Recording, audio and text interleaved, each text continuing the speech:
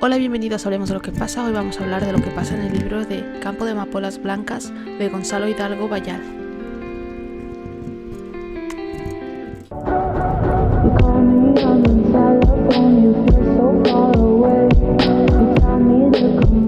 Gonzalo nació en Cáceres, España, un 12 de noviembre de 1950 y actualmente tiene 70 años. Es escritor de novelas, ensayista y poeta. Ha trabajado como catedrático de enseñanza secundaria de lengua y literatura. Por años combinó la docencia en un instituto de secundaria con su carrera literaria. En la actualidad está jubilado, pero continúa dedicándose a la literatura. El libro está narrado en primera persona y nuestro héroe viene siendo H. Bien, ahora el resumen, que lo haremos por capítulos. En el capítulo 1, el narrador nos introduce a H y nos dice que esta H no es ni la inicial de su amigo y ni siquiera está en el nombre de su amigo. En cuanto al segundo capítulo, el narrador nos introduce al padre de H, el guardia civil. Nos dice que él, el narrador, vivió en uno de los primeros números pares de la calle de Murania y que al salir de su casa solía ver a un hombre mayor, decrépito, ancho y hundido. Este era un guardia civil jubilado. Con su mirada parecía disculparse y no reconocía a nuestro narrador. Caminaba siempre solo, hundido, ausente y parecía que tenía el pensamiento en otro mundo. El narrador no sabe en concreto por qué está solo. En ese momento, en ese capítulo, no sabe por qué está solo. No sabe si aquella hija rubia que tenía el guardia civil le privó de tener nietos. No sabe si está solo porque está viudo. El narrador también nos cuenta que conoce y se imagina al guardia civil en su casa, porque conocía su casa de unos 90 metros cuadrados y recuerda aquel cuadro de Kandinsky en la pared del salón. El narrador continúa diciéndonos que puede imaginarse a este guardia civil sentado consumido frente al televisor y recordando escenas de su pasado con una mirada triste y solitaria. En el tercer capítulo, el narrador nos cuenta los inicios de su amistad con H.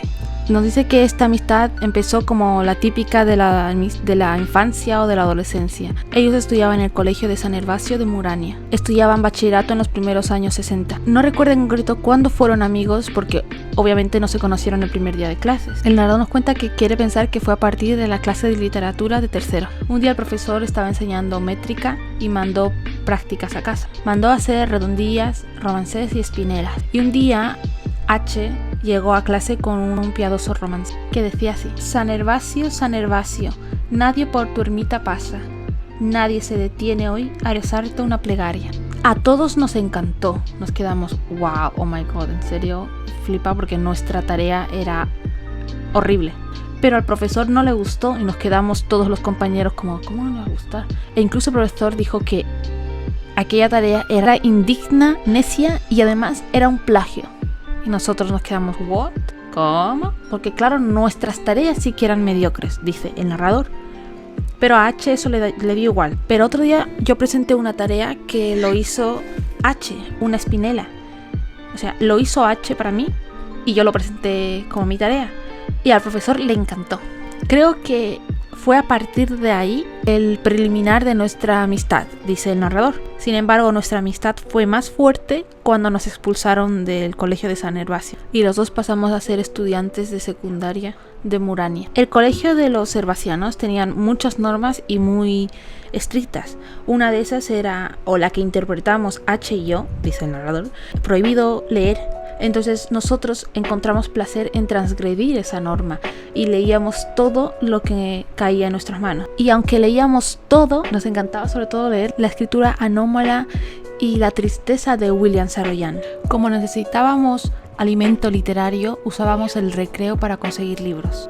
Tirábamos el balón fuera y mientras H iba a la biblioteca para conseguir los libros, yo buscaba el balón. Y con el alboroto del timbre del recreo podíamos entrar los dos, con los libros y con el balón.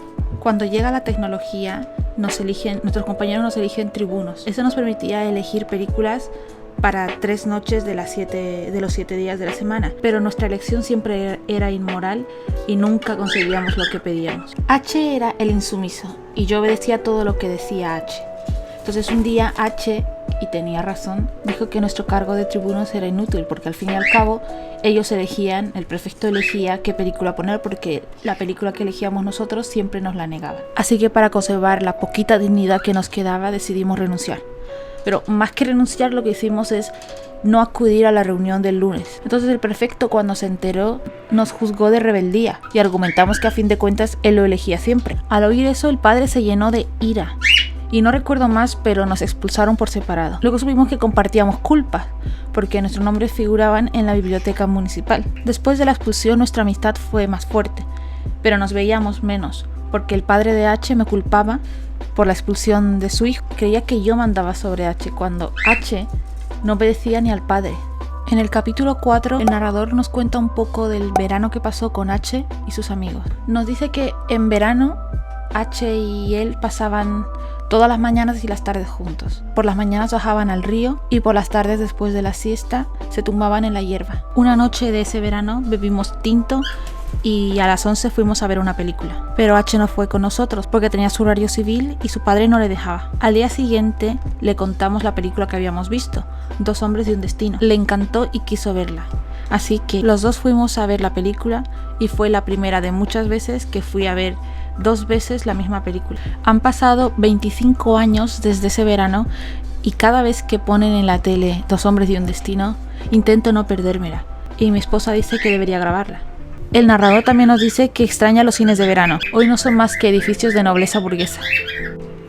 En el capítulo 5, el narrador nos cuenta un poco sobre su etapa y la de H en el instituto. El narrador seguía necesitando alimento literario, pero H ya no. Él solo encontraba placer en la lectura si ésta estaba prohibida. Sin embargo, llegó un día al instituto gritando, trastornado por un libro. H dijo que lo había leído 3 veces seguidas. Decía que había descubierto el estilo con ese libro. Este libro era Náusea, de Jean-Paul Sartre. A mí también me encantó, pero no por el estilo como le encantó a H, sino por la desnudez de aquel individuo nocivo.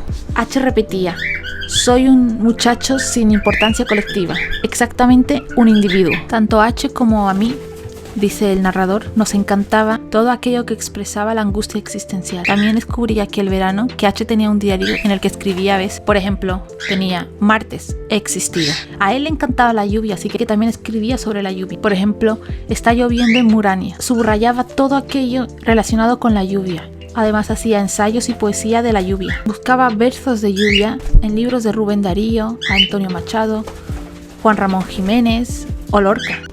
Encontraba versos como Monotonía de lluvia tras los cristales o Llueve el otoño sobre mi corazón. Muy aparte seguíamos con las lecturas de Sartre y Camus. Supimos que había jóvenes que se arrojaban al río con ejemplares de La náusea en el bolsillo. Sabiendo eso, resumimos el mundo en una frase: los hombres mueren y no son felices. Y llegamos al postre con La vida es un sueño. Este curso, lo más significativo fue la vocación teatral de H. Presentamos una obra de teatro con el objetivo de recaudar fondos para nuestro viaje de fin de curso, y nos sorprendió mucho que H se presentase para participar en la obra de teatro, porque H aparentaba ser un muchacho muy tímido. La obra que presentamos fue La vida es un sueño, de Calderón de la Barca. H interpretó al prisionero y todos quedamos perplejos, porque la tristeza y la resignación de su interpretación eran auténticas. Sin duda, H se identificaba con el prisionero.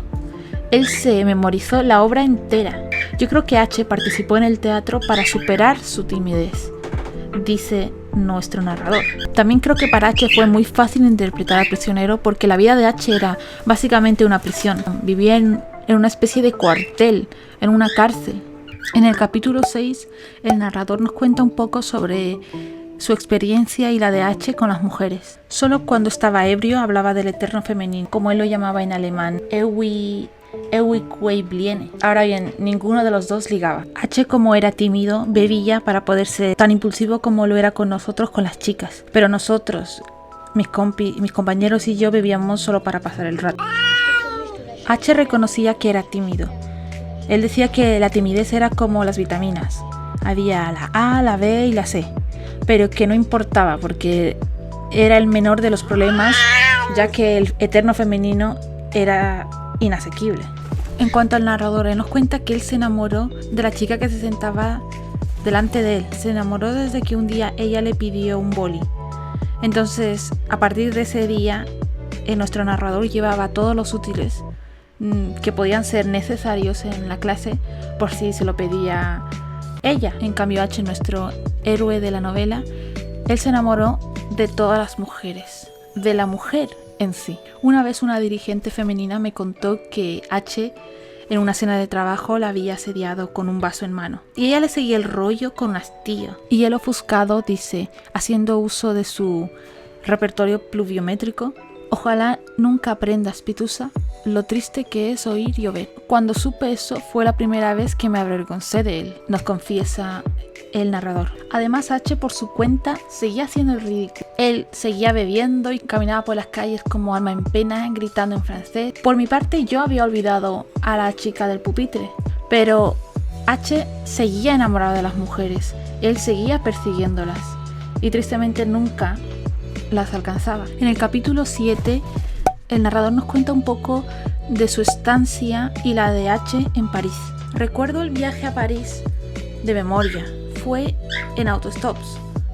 El viaje de H sería parecido al mío, pero su padre impuso ir con un billete directo de Madrid a París. Después de ver un poquito las maravillas de la capital, H se colocó de camarero en un bar nocturno y yo trabajaba bajo la mirada de un conserje. H trabajaba de las 7 de la tarde a la madrugada y yo trabajaba desde las 7 de la mañana hasta las 4 de la tarde, así que turnábamos los sueños. Un día a H le quitaron su sueldo íntegro, así que ideamos un plan. Guardábamos nuestro dinero en los bolsillos de las camisetas y de los pantalones y lo secábamos al sol. O sea, estaba húmeda la ropa, pero lo ocultábamos de esa manera ahí. Y nos arriesgábamos a que literalmente el dinero se fuera volando. Pero era eso o arriesgarnos a que otra vez nos lo roben. H y yo estábamos agotados de trabajar. Pero aún así, H encontró el tiempo para leer un libro que le deslumbró como la náusea. Este libro era Las armas secretas de Julio Cortázar. Estaba en francés, el H se defendía un poco en francés. De este libro H sacó Sé fiel hasta la muerte. Escuchábamos a unos sudamericanos que traían el aliento musical del cóndor. Escuchándolo se nos pasaban los días, las semanas y el mes de agosto. En septiembre yo tenía que volver a Madrid para matricularme. La despedida fue en el bar donde trabajaba H. Incluso el dueño brindó con champán. Volví a España sin dinero y sin aprender francés, aunque leer lo leía. Entonces H dijo, bueno, volvemos hablando latinoamericano. Entonces yo volví a Murania y H se quedó otro mes más ahí en París. No sé qué le pasó, pero cuando volvió era otro. En el capítulo 8, el narrador nos cuenta un poco sobre los estudios universitarios de ambos, del narrador y de H, aunque se centra más en el verano juntos después de haber estado separados durante el curso. Ese verano, el padre de H le había comprado un 2 caballos para que no se vaya a París. H estaba estudiando en Salamanca y yo en Madrid. Los dos estudiábamos filosofía. Y aunque no nos veíamos, nos escribíamos cartas. En nuestras cartas intercambiábamos nuestra soledad, nuestros lamentos y nuestras desventuras. Ese curso H no logró aprobar ninguna de las asignaturas, o casi ninguna. H y yo compartimos unos días de junio y julio juntos. Esos días paseamos en su coche y entablamos amistad con un chico curioso de Murania. Este chico se llamaba Cristóbal Ruiz, pero le llamábamos Cristo. Este chico pasó por razones políticas unos años en Francia y vivía con una bretona divorciada. Él era antropólogo, filósofo, escritor y poeta atomista. Cristo se arrepentía de publicar un escrito llamado El amor venial es pecado mortal. Sin embargo, nos dio un ejemplar a cada uno con una dedicatoria y todo. Su dedicatoria era blasfema y surrealista. Aún lo veo por los bares, dice nuestro narrador. A Cristo también lo llamábamos Autocristo. Él nos imponía investigaciones arqueológicas y recuerdo una vez que nos enseñó una pistola diminuta. Otro recuerdo que tengo de ese verano y de Cristo es que en mi función de copiloto de regreso buscaba en los márgenes de la carretera amapolas blancas. Cristo decía que estas amapolas blancas contenían la esencia del paraíso. No la encontramos ni ese día ni los días siguientes. Luego, el día de mi partida, H me llevó a la estación en sus dos caballos y me dijo, no moriré en París con aguacero. En el capítulo 9 vemos la etapa de H como pintor. Ese verano le dio a H por ser pintor. Usó un piso del padre de la misma calle. H llevó todos sus instrumentos de trabajo allí y pasaba días pintando. Ese verano también pasamos los días con un antiguo compañero de los Herbacianos, a uno que llamábamos el profesor porque estudiaba latín. Ese verano había un campeonato de ajedrez y el profesor y yo pasábamos en el estudio de H jugando algunas partidas. Así que acudíamos todas las tardes con un juego portátil al estudio de H y ensayábamos partidas de los grandes maestros que veíamos en los periódicos. De partida en partida, H nos enseñaba un nuevo cuadro y luego los pegaba en la pared. Él decía que esa pared era el soporte de su desarte. Los cuadros de H eran básicamente manchas de colores sobre blanco, en el que podíamos reconocer árboles tristes o mujeres rotas. Aunque una tarde H nos enseñó un cuadro que sí me gustó. El profesor dijo que parecía un loro encerrado, pero para mí era como la gestación de los colores, el rojo, el verde y el azul en el seno materno. Era como una ecografía de los colores. Le dije, ¿te ha quedado bien? Él sonrió y dijo, es de Kandinsky, una reproducción negligente recortada de una revista. No sé si fue aquel comentario lo que alejó a H de la pintura. Desde entonces no volvió a pintar un cuadro. Al día siguiente, cuando fuimos al estudio de H, lo encontramos llenando unas bolsas de plástico con las pinturas que estaban en la pared. Su padre había alquilado el piso y esa noche no jugamos ajedrez, solo hablamos y fumamos. Y él confesó que la pintura no era su camino. Incluso dijo que la pintura en sí no era un camino. También comparó un bodegón con un soneto.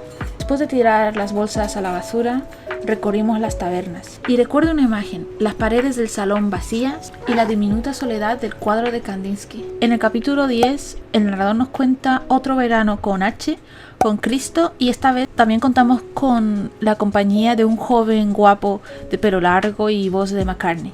Así que ese verano nos volvimos a encontrar en el mismo piso que el verano pasado, con H, Cristo y ese joven guapo. Este tocaba la guitarra y cantaba algunas canciones de los Beatles. Esos días eran de escuchar cantar al guapo y fumar.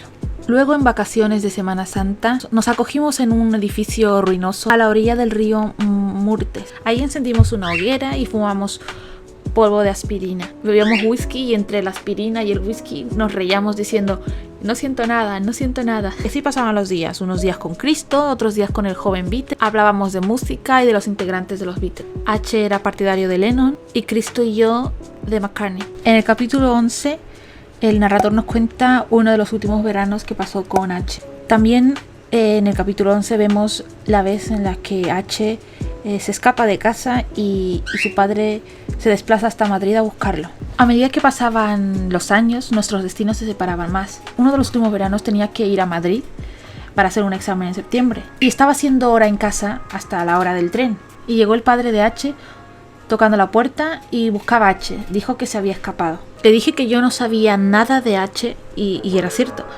Él había estado de 10 a 12 días sin saber de H. Cuando le dije que no sabía nada de H, él me creyó.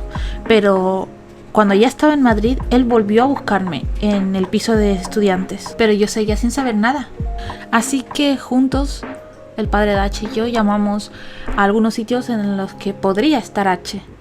En uno de esos sitios nos dijeron que a veces dormía en una comuna doméstica de Ciudad Lineal. Así que les rogamos que le dijeran que su papá estaba aquí en Madrid buscándolo y que por favor venga a las 11 de la mañana a mi casa. Al día siguiente, el brigada estaba desde las 9:30 en mi casa esperando ya a su hijo. Pero él no vino. Entonces el padre dijo, entre los dos Cristos me lo habéis jodido, pero bien. Se refería al Cristo de los Herbacianos y a Cristóbal Ruiz. Nosotros seguíamos buscando a H. Estábamos en la cabina de teléfono y nos dijeron que H había salido hacia Luche, o sea, hacia nosotros. Y es entonces cuando lo vi venir de lejos. Se lo dije al padre y presencié el regreso del hijo pródigo. H tenía una mirada triste y el padre estaba como herido de emoción. Se abrazaron y el padre le dijo a H, tu madre está preocupada. H sonrió y yo me alejé para darles un poco de privacidad. Luego el padre sacó unos billetes de la cartera y se lo dio a H. Se dieron un beso y el padre vino a mí a despedirse. Me dio las gracias y después H y yo fuimos a beber. Hablábamos de cine y fantaseamos con él siendo guionista y yo director. Y en esa ficción fantaseamos con acostarnos con las actrices y las maquilladoras. En el capítulo 12, el narrador nos cuenta un poco la experiencia que tuvo en su servicio militar y cómo y por qué iba alejándose cada vez más de H. Era el último año de filosofía y letras y no podía aplazar más mi servicio militar. Al ser miope, se me impedía aspirar a puestos como oficial o suboficial, pero no me libraba de ser uno de tropa. Serví en León y Salamanca. Recuerdo el frío y la dura instrucción militar en la nieve. Un domingo H vino a visitarme y fuimos a la buhardilla que él había alquilado cerca del río. Me sorprendió ver a H demacrado. Me dio lástima. Él mantenía ese ingenuo entusiasmo adolescente y dijo que seguía siendo un muchacho sin importancia colectiva, exactamente un individuo. H también estaba ilusionado por estudiar filosofía. Se había matriculado para sacar las 2 asignaturas que le habían quedado de primer año. Él estaba ilusionado y quería probar esas 2 de 10 asignaturas para posteriormente continuar con segundo año. Mientras él soñaba con terminar algo, yo ya me había sacado la licenciatura hispánica. Y aunque él estaba entusiasmado, era fácil predecir que no aprobaría esas 2 asignaturas. Tanto él como su piso estaban hecho un desastre. Él no hacía nada, solo bebía y fumaba. Su aspecto era miserable. Él interpretó un fragmento de Nietzsche y creí que había vuelto a la poesía, pero él dijo que no. Nunca supe si aprobó esas 2 asignaturas, si se licenció, si se doctoró. Pero esa vez fue la última vez que lo vi deliberadamente. La vida militar tenía muchas reglas y cualquier cosa podía ser interpretada como falta de respeto. Así que la presencia de H no era solo incómoda, sino hasta peligrosa, ya que H no sabía comportarse. Así que por eso no solo no busqué verlo, sino que evité verlo, aunque no siempre lo conseguía. En el capítulo 13, nuestro narrador descubre la noticia de la muerte de H. Pasé mucho tiempo sin saber de él, pero me enteré que su padre se había jubilado y pidió su traslado a Salamanca, seguro que para cuidar de su hijo. Unos 4 o 5 años después vi a la familia entera en la terraza de una cafetería. Estaba el padre y la madre de H, su hermana y H. Y nos saludamos con cautela y reserva del tiempo. Después de ese encuentro en esa terraza, pasaron otros 4 o 5 años en el que volví a ver al padre. Me lo encontré en las calles de Murani. Me acerqué sonriendo a él, pero él no me reconocía, me esquivó. Yo no le di importancia, dice nuestro narrador, pero él parecía un despojo andante del ayer, sin autoridad civil. Nuestro narrador vivía en un piso cerca del taller de H del pasado. Continúa el narrador. Mi madre se lo encontró y preguntó por H. Entonces el padre de H se derrumbó y comenzó a llorar. H había muerto hace un tiempo. En cuanto a la causa de su muerte había rumores. No estaba claro si era un río, un tren o un arma. Entonces me acordé de un profesor y una frase. Nada ha existido. En el capítulo 14 y el último, el narrador recoge algunas memorias con H y nos justifica un poco de el por qué lo llama H y no nos dice su nombre. No he dicho su nombre y no lo haré ahora. Todo se reduce al sinsentido. Alguien quería ser feliz y fracasó. ¿Para qué pintar? ¿Para qué escribir? ¿Para qué pensar en paraísos? Pues como dice Leopardi, la felicidad es lo que tenemos antes de ir a buscarla. O como dice Camus, los hombres mueren sin haber sido felices. Así que el único remedio es ser fiel hasta la muerte. H lo hizo. H fue fiel hasta la muerte. H se desdobló en 2 principios, en la lluvia y el fuego, en la melancolía y la razón existencial. H fue temerario hasta la muerte. En cuanto a la H, el narrador nos dice que no es más que un soporte alfabético, que lo sacó de unos versos constantinos, Petros, Fotiadis, Cavafis. Dice: perdonadme que no diga su nombre, pero con saber que ha existido debería bastaros. Me quedan los eslabones del tiempo en la memoria, la náusea, la espinela, Lucy in the Sky with Diamonds, la lluvia, y finalmente el narrador nos deja un precioso final. He visto campos de fresas, de trigo y de algodón, pero por más que busco y miro a los lados de la carretera cuando viajo en coche, no encuentro campos de amapolas blancas.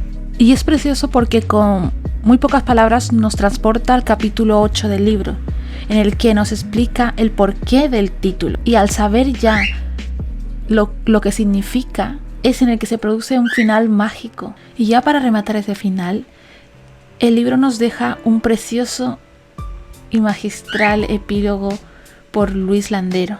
En ese epílogo podemos reflexionar más cada página del libro. Y bueno, espero que os haya gustado y nos vemos en el próximo vídeo. Di adiós, Simba. ¡Oh, Dios!